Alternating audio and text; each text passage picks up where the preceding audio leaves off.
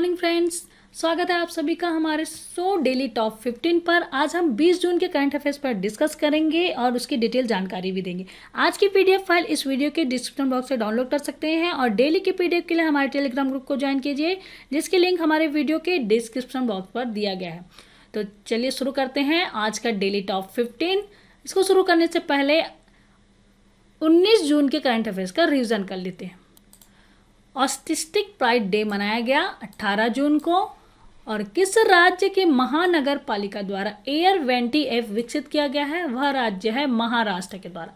और जलवायु प्रतिबद्धताओं के अनुकूलन महत्वपूर्ण कदम के रूप में भारत सरकार के द्वारा वर्ष 2030 तक कितने मिलियन टन कोयले की गैसीकरण का लक्ष्य रखा गया है? 100 मिलियन टन कोयले के गैसीकरण का लक्ष्य रखा गया है। और प्रधानमंत्री नरेंद्र मोदी ने कितने कोयला खदानों की नीलामी शुरू की? 41 कोयला खदानों की नीलामी शुरू की। और हाल ही में 8वीं बार संयुक्त राष्ट्र सुरक्षा परिषद का अस्थायी सदस्य चुना गया है भारत को। और भारत के ग्रामीण और दुर्गम क्षेत्रों में कोविड-19 के परीक्षण के लिए भारत की पहली मोबाइल प्रयोगशाला लॉन्च किया गया है डॉक्टर हर्षवर्धन के द्वारा। और कोविड-19 महामारी के कारण मुसीबत का सामना कर रहे खेलों से जुड़े लोगों की मदद करने के लिए प्ले फॉर इंडिया पहल की शुरुआत की गई है। वैश्विक कंपनी बायर ने बेहतर कृषि और बेहतर जीवन नामक एक विश्वव्यापी अभियान का शुभारंभ किया है। और पीएम नरेंद्र मोदी ने 20 जून को गरीब कल्याण रोजगार अभियान शुरू करेंगे। और हाल ही में किस देश ने क्रिकेट मैच में फिक्सिंग का कानूनन अपराध का दर्जा बनाने की मंजूरी दी है? वह देश है पाकिस्तान।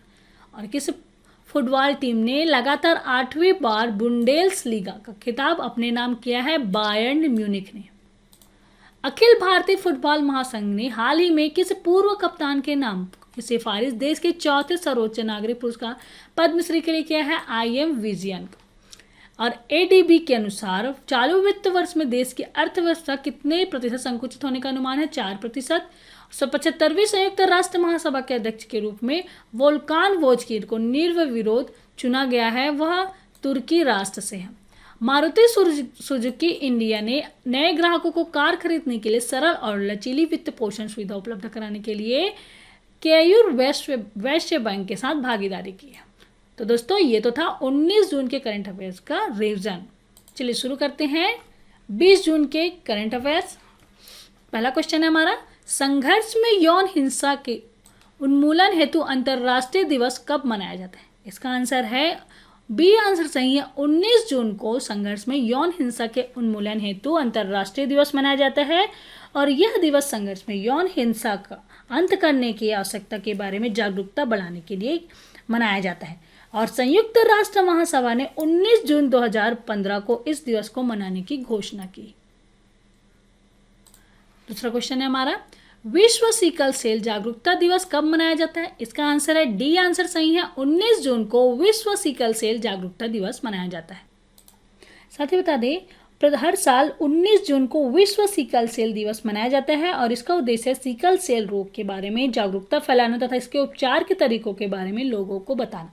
साथ ही बता दें, संयुक्त राष्ट्र महासभा के द्वारा इसे 2008 में मान्यता प्रदान किया गया था और पहली बार 19 जून 2009 को मनाया गया था विश्व सिकल सेल जागरूकता दिवस। साथ ही बता दें कि यह एक आम वंशानुगत समस्या है या हीमोग्लोबिन में पाए जाने वाली असामान्यता है। ठीक है, सामान्य अवस्था में जो RBC होती है वह गोल आकार की होती है और इसका जीवन काल होता है 120 दिन का। लेकिन सिकल सेल की रोग में जो RBC होती है वह हंसिए के आकार का हो जाता है और यह सख्त हो जाती है और इसका जीवन काल 10 से 20 दिन का होता है, जिससे सिकल सेल से ग्रसित व्यक्ति में खून की कमी हो जाती है और उन्हें बार बार ब्लड चढ़ाना पड़ता है। ठीक है, और विश्व सिकल सेल जागरूकता दिवस मनाया जाता है 19 जून को। तो दोस्तों, इतना याद रखिएगा। अगला क्वेश्चन है, कौन सी multinational company net debt free company बन गई है? वह इसका आंसर है Reliance industry company net debt free company बन गई है। रिलायंस इंडस्ट्री लिमिटेड ने वैश्विक तकनीकी निवेशकों द्वारा निवेश के माध्यम से केवल 2 महीने के भीतर 1,68,818 करोड़ रुपए से अधिक 11 1,15,653 करोड़ रुपये और राइट्स इशू 53,124 करोड़ रुपये जुटाए हैं। इन विनिवेशों के साथ रिलायंस इंडस्ट्री एक शुद्ध ऋण मुक्त कंपनी बन गई है। अगला क्वेश्चन है, निम्न में से कहां पर टाटा पावर 100 मेगावाट की सौर परियोजना विकसित करने का ठेका हासिल किया है? इसका आंसर है बी आंसर सही है। महाराष्ट्र में टाटा पावर 100 मेगावाट की सौर परियोजना विकसित करने का ठेका हासिल किया है। और साथ ही बता दें कि टाटा पावर के मुख्य कार्यकारी अधिकारी और प्रबंध निदेशक है प्रवीण सिन्हा और इनका मुख्यालय है मुंबई में। और महाराष्ट्र के बारे में जान लेते हैं। महाराष्ट्र की राजधानी है मुंबई, राज्यपाल है भगत सिंह कोश्यारी और सीएम है उद्धव ठाकरे, चीफ जस्टिस हैं दीपांकर दत्ता। तो ये था महाराष्ट्र के बारे में। हाल ही में महाराष्ट्र राज्य महानगर पालिका द्वारा एयर वेंटी ऐप विकसित किया गया है, तो ये भी याद रखिएगा दोस्तों। और टाटा पावर महाराष्ट्र पर टाटा पावर 100 मेगावाट की सौर परियोजना विकसित करने का ठेका लिया है। पेट्रोलियम क्षेत्र की प्रमुख कंपनी ब्रिटिश पेट्रोलियम ने अपने वैश्विक व्यापार सेवाओं के संचालन के लिए कहां पर एक नया केंद्र स्थापित करने की घोषणा की? इसका आंसर है सी आंसर सही है, पुणे। 18 जून 2020 को पेट्रोलियम क्षेत्र की प्रमुख कंपनी ब्रिटिश पेट्रोलियम ने अपनी वैश्विक व्यापार सेवाओं के संचालन के लिए पुणे में एक नया केंद्र स्थापित करने की घोषणा की है और इस केंद्र का संचालन जनवरी 2021 में शुरू करने की उम्मीद है। साथ ही बताएं कि विश्व भर में ब्रिटिश पेट्रोलियम के उद्यमों को और व्यावसायिक प्रसंस्करण और उन्नत विश्लेषण क्षमता प्रदान करेगा इसकी स्थापना के साथ। अगला क्वेश्चन है, हाल ही में किसने सत्यभामा पोर्टल लॉन्च किया? इसका आंसर है सी आंसर सही है, प्रहलाद जोशी ने सत्यभामा पोर्टल लॉन्च किया। केंद्रीय कोयला खान एवं संसदीय मामले मंत्री श्री प्रहलाद जोशी ने 15 जून 2020 को खान मंत्रालय की विज्ञान एवं प्रौद्योगिकी योजना प्रोग्राम स्कीम के लिए आत्मनिर्भर भारत के लिए सत्यभामा पोर्टल लॉन्च किया। साथ ही बता दें इस पोर्टल का डिजाइन माइंस इंफॉर्मेटिक डिवीजन के नेशनल इंफॉर्मेटिक्स सेंटर के द्वारा किया जाएगा, ठीक है। और इस पोर्टल को सत्यभामा पोर्टल को लॉन्च किया प्रहलाद जोशी के द्वारा 15 जून 2020 में किया गया। साथ ही बता देते कि हाल ही में प्रधानमंत्री द्वारा एमएसएमई के लिए one stop solution AI data analytic और मशीन लर्निंग से लैस एक चैंपियंस पोर्टल लॉन्च किया गया, ठीक है। और आईटी पेशेवरों के लिए वेब पोर्टल कर्म भूमि लॉन्च किया पश्चिम बंगाल के द्वारा। और साथ ही बता दें सरकार ने वेब आधारित स्वास्थ्य देखभाल संबंधी सामग्री की आपूर्ति के लिए आरोग्य पथ पोर्टल की शुरुआत की। तो दोस्तों ये हाल ही में जो पोर्टल लॉन्च किए हैं उनके बारे में भी याद रखिएगा। और सत्यभामा पोर्टल लॉन्च किया गया प्रहलाद जोशी के द्वारा। अगला क्वेश्चन है, हाल ही में किसकी अध्यक्षता में गठित समिति की रिपोर्ट के आधार पर सरकार ने निजी अस्पतालों में कोविड-19 परीक्षण और इलाज की दरों को तय किया है? इसका आंसर है डी आंसर सही है, वीके पाल के द्वारा गठित समिति की रिपोर्ट के आधार पर सरकार ने निजी अस्पतालों में कोविड-19 परीक्षण के इलाज की दरों को तय किया है। साथ ही बता दें केंद्रीय गृह मंत्री अमित शाह द्वारा गठित एक उच्च स्तरीय समिति ने दिल्ली के किसी भी अस्पताल में कोविड-19 पृथकवास आइसोलेशन बेड का शुल्क 8,000 रुपये से 10,000 रुपये तथा वेंटिलेटर वाले आईसीयू बेड का शुल्क 15,000 रुपये से 18,000 रुपये प्रतिदिन तय करने की सिफारिश की है। और बता दें कि नीति आयोग के सदस्य वीके पाल की अध्यक्षता में समिति का गठन किया गया है, ठीक है। साथ ही बता दें दोस्तों कि फिल्मी गतिविधियों से जुड़े संस्थानों की युक्तिकरण व्यावसायिकता से संबंधित अपनी रिपोर्ट आईटी मंत्रालय को विमल जुल्का समिति के द्वारा प्रस्तुत किया गया था, ठीक है। और भारतीय प्रतिभूति एवं विनिमय बोर्ड ने अशोक दलवानी की अध्यक्षता में डेरिवेटिव सलाहकार समिति का पुनर्गठन किया। कैसा? अशोक दलवानी की अध्यक्षता में भारतीय प्रतिभूति एवं विनिमय बोर्ड ने डेरिवेटिव सलाहकार समिति का पुनर्गठन किया। और सरकार ने मातृ मृत्यु दर कम करने के उद्देश्य से मातृत्व प्रवेश आयु की समीक्षा और स्वास्थ्य व पोषण के लिए जया जेटली की अध्यक्षता में एक टास्क फोर्स का गठन किया है, ठीक है, ये याद रखिएगा। और ड्रग्स रेगुलेटरी सिस्टम में सुधार हेतु 11 सदस्यीय समिति के अध्यक्ष राजेश भूषण को चुना गया। और कृषि निर्यात पर एक उच्च स्तरीय समूह का गठन किया गया संजीव पुरी की अध्यक्षता में, तो ये तो हाल ही में गठित समितियां, ये भी याद रखिएगा। और साथ ही बता दें, वीके पाल की अध्यक्षता में गठित समिति की रिपोर्ट के आधार पर सरकार ने निजी अस्पतालों में कोविड-19 के परीक्षण और इलाज की दरों को तय किया है। ठीक है, ये भी याद रखिएगा। अगला क्वेश्चन है, नीति आयोग ने सार्वजनिक एवं निजी भागीदारी के साथ प्रौद्योगिकी के उपयोग तथा विकास के जरिए प्रवासी मजदूरों को रोजगार के बेहतर अवसर उपलब्ध कराने के लिए किसकी अध्यक्षता में एक उच्च अधिकार प्राप्त समिति गठित किया है? इसका आंसर है ए, आंसर सही है, अमिताभ कांत की अध्यक्षता में उच्च अधिकार प्राप्त समिति गठित किया है। नीति आयोग ने प्रवासी श्रमिकों के रोजगार के बारे में उनकी भाषा में जानकारी उपलब्ध कराने के लिए लेकर गूगल, माइक्रोसॉफ्ट और टेक महिंद्रा जैसी प्रौद्योगिकी कंपनियों से शीर्ष अधिकारियों की एक समिति बनाई है। और समिति में रिलायंस इंडस्ट्री के अध्यक्ष किरण थॉमस, माइक्रोसॉफ्ट इंडस्ट्री के अध्यक्ष अनंत महेश्वरी, टेक महिंद्रा के प्रबंध निदेशक और मुख्य कार्यपालक अधिकारी सीपी गुरुनानी और गूगल इंडिया के क्षेत्र प्रबंधक उपाध्यक्ष संजय गुप्ता और भारतीय एयरटेल के सीईओ गोपाल विट्टल समेत अन्य शामिल हैं। ठीक है, और इसमें जो नीति आयोग के सार्वजनिक एवं निजी भागीदारी के साथ प्रौद्योगिकी के उपयोग तथा विकास के जरिए प्रवासी मजदूरों को रोजगार के बेहतर अवसर उपलब्ध कराने के लिए अपने सीईओ अमिताभ कांत की अध्यक्षता में एक उच्च अधिकार प्राप्त समिति गठित किया गया है।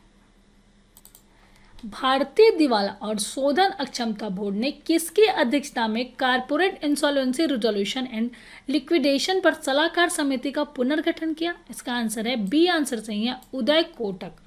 भारतीय दिवाला और शोधन अक्षमता बोर्ड ने उदय कोटक की अध्यक्षता में corporate insolvency resolution and liquidation पर सलाहकार समिति का पुनर्गठन किया है। साथ ही बता दें, मैथिली उन्नी कृष्णन को सलाहकार समिति के सचिव के रूप में चुना गया है और समिति के अध्यक्ष सहित कुल 14 सदस्य शामिल हैं। यह समिति insolvency regulator and bankruptcy code 2016 के तहत कारपोरेट इंसॉल्वेंसी रेजोल्यूशन और बोर्ड से जुड़े लिक्विडेशन से संबंधित किसी भी मामले का board of insolvency regulator IBB के अनुरोध पर प्रोफेशनल सपोर्ट की सलाह प्रदान करेगी। ठीक है, और जून 2020 में भारतीय दिवाला और शोधन अक्षमता बोर्ड ने corporate insolvency resolution and liquidation पर सलाहकार समिति का पुनर्गठन किया। ठीक है, ये याद रखिएगा।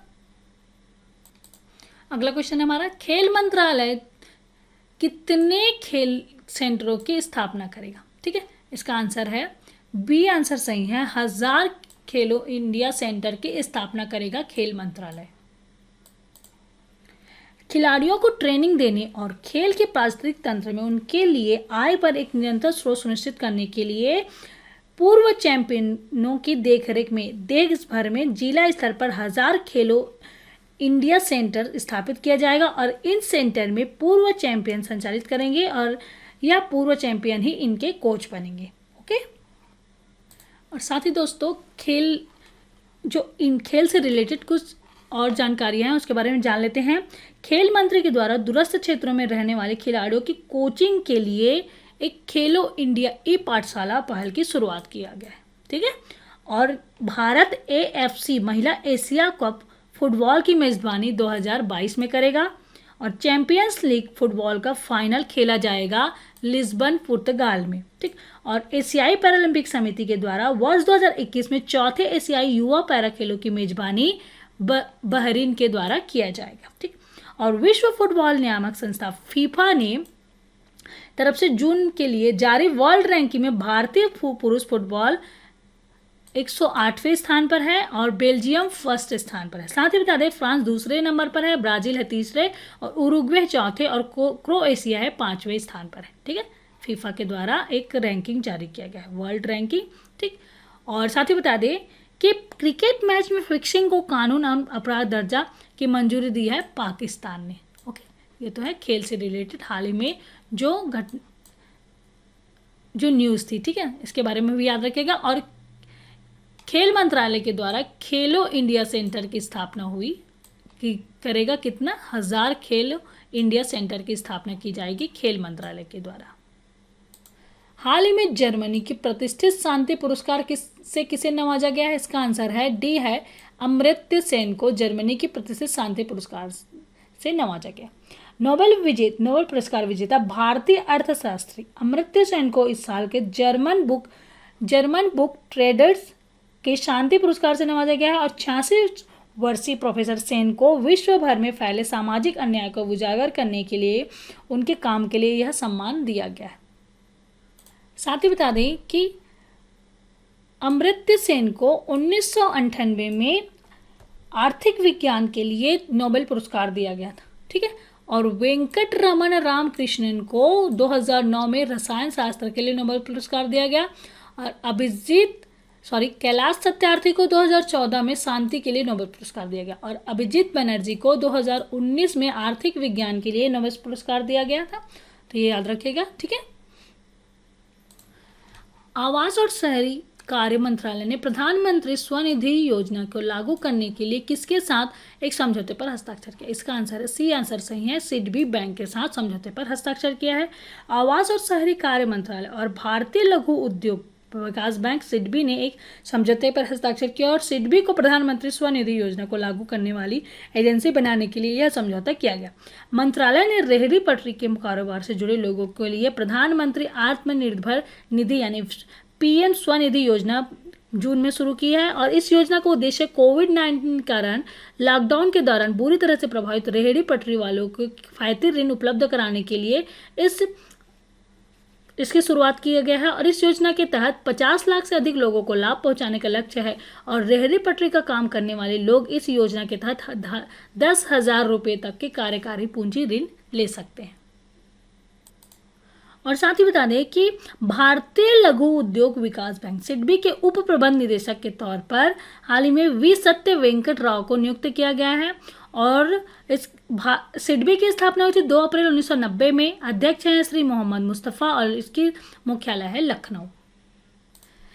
किसे जिम्बाब्वे गणराज्य में भारत के अगले राजदूत के रूप में नियुक्त किया गया है? इनका आंसर है विजय खंडूजा को जिम्बाब्वे गणराज्य में भारत के अगले राजदूत के रूप में नियुक्त किया गया है और जिम्बाब्वे की राजधानी है हरारे, राष्ट्रपति है इमरसन म्यांगवा और करेंसी है संयुक्त राज्य अमेरिकी डॉलर।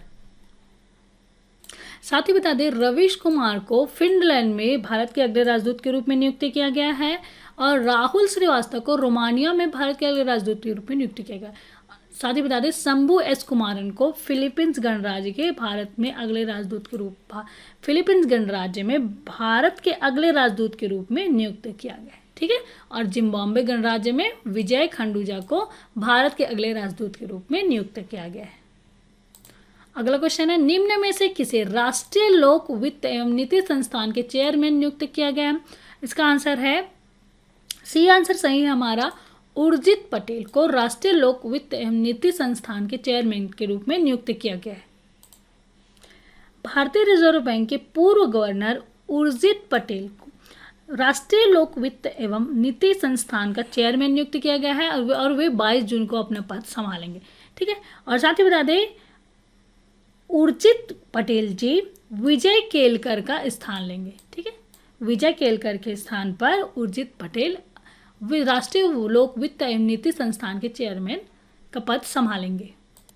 और आज का लास्ट क्वेश्चन है किस देश के प्रधानमंत्री मुखमेतकली अबिगालजिएव ने अपने पद से इस्तीफा दिया है? इसका आंसर है सी, आंसर सही है किर्गिस्तान के प्रधानमंत्री मुखमेतकली अबिगालजिएव ने अपने पद से इस्तीफा दे दिया है और राष्ट्रीय रेडियो फ्रीक्वेंसी के आईएसओ असाइनमेंट में चल रही आपराधिक जांच के हवाला देते हुए इन्होंने इस्तीफा दे दिया और उन्हें अप्रैल 2018 में राष्ट्रपति सोरेनबाई जीनबेकोव द्वारा पीएम के रूप में चुना गया था, ठीक है। और साथ ही बता दें किर्गिस्तान की राजधानी है बिश्केक और करेंसी है किर्गिस्तानी सोम। तो दोस्तों ये तो था 20 जून के डेली टॉप 15 क्वेश्चन जिसके बारे में हमने डिस्कस किया। आज का वीडियो कैसा लगा प्लीज़ हमें कमेंट करके बताइए और अच्छा लगे तो लाइक कीजिए और ज़्यादा से ज़्यादा अपने दोस्तों को शेयर कीजिए। अभी तक आपने हमारे चैनल को सब्सक्राइब नहीं किया है तो प्लीज़ सब्सक्राइब कीजिए और डेली के नोटिफिकेशन के लिए बेल आइकॉन को प्रेस कीजिए। तो दोस्तों कल फिर मिलते हैं एक नए वीडियो के साथ, तब तक के लिए good day, bye, thank you.